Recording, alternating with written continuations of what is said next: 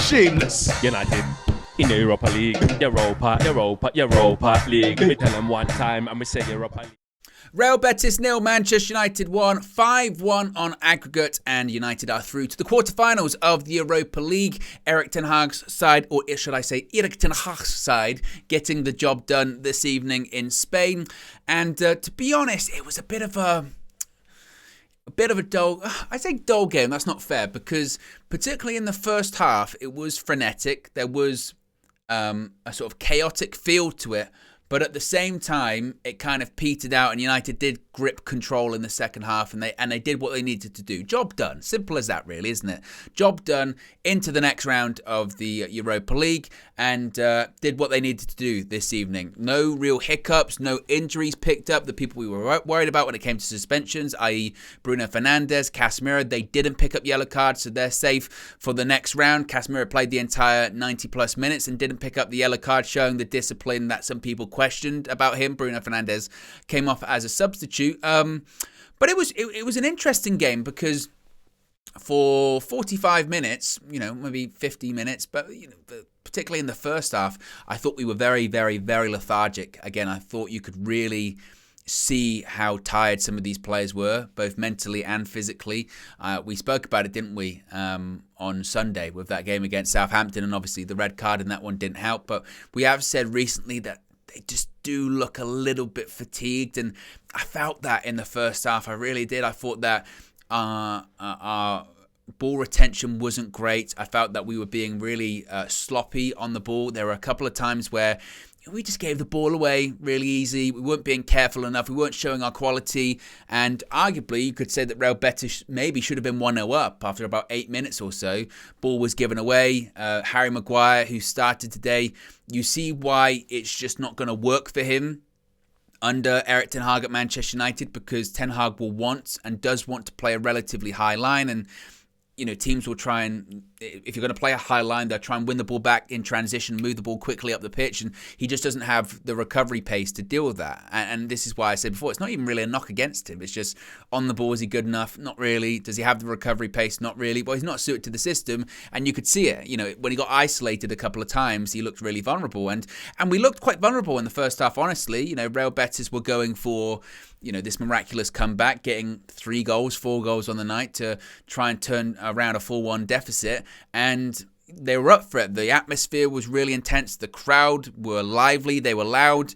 And they could have had, like I said, that early goal. And they had another counter-attack where, from a Manchester United corner, where they could have maybe had another opportunity. Joaquin hits the post as well from a deflected shot. So they put the pressure on. And I did sort of sit back. And I never felt worried that we were going to throw the game away or anything like that. But I did think that, we do look quite tired again. We look quite fatigued, and we looked very lethargic. And defensively, we took a long time to settle down in that first half. There were a couple of changes to the back four.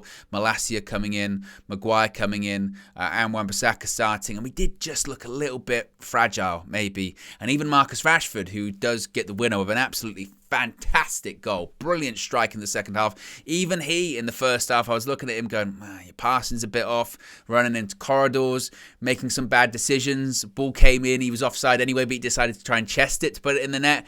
And he did it in the second half as well. He blast ones over the bar, and it just felt a bit sloppy. And that's not even really atypical for Manchester United, really, in recent weeks. Starting a bit slow, looking a bit tired. But what's the end result? We got the job done. That was it.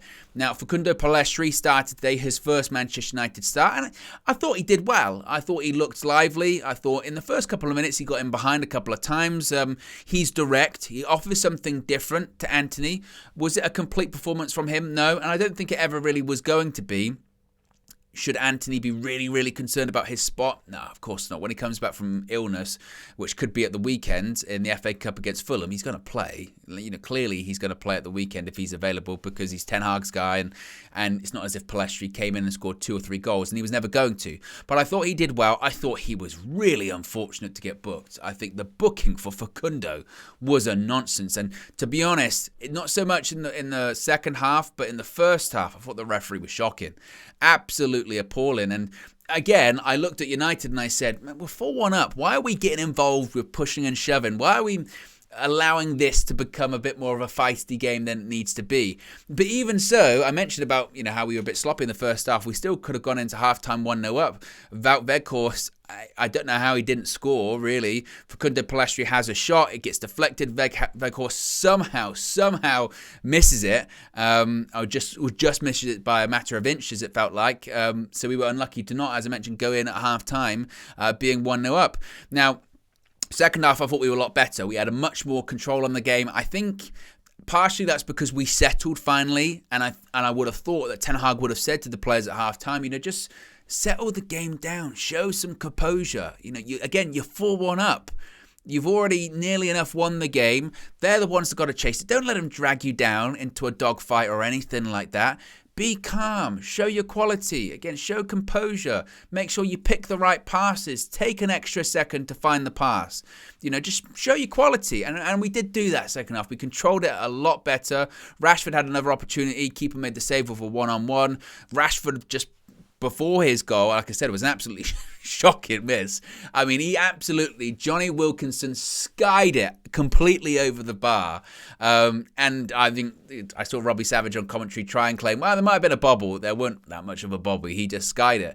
And at the time, I went, why has he gone with power there? Just slot it past the keeper. Well, a couple of minutes later, he went with power, and it was absolutely the right decision. What a goal. Absolutely brilliant goal. In European football, or certainly in Europa League this week, I think you'll struggle to see a better goal than that. Absolutely brilliant. Knuckleball special, goes right into the bottom corner.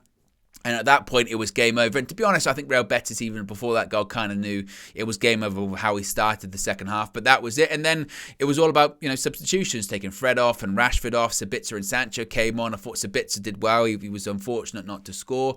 Bruno Fernandes come off. Anthony Elanga came on. Diogo Dalot came on for Aaron Wan-Bissaka. Lisandro Martinez came off for Victor Lindelof. I was a bit concerned at one point because I was thinking, he's not taking Casemiro off. What's he thinking here?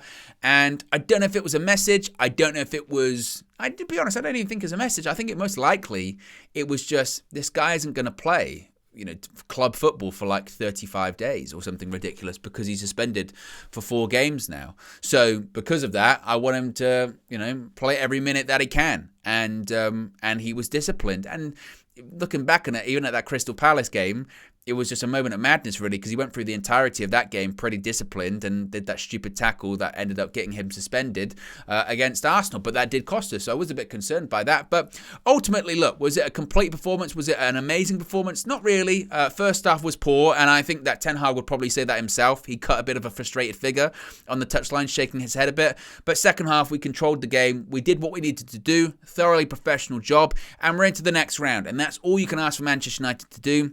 We said after that Liverpool game, the only thing that United can do to bounce back is win games and particularly not lose them. And that's what we've done. We've beat Betis 4-1. We've drew Southampton 0-0. Very unfortunate to do that.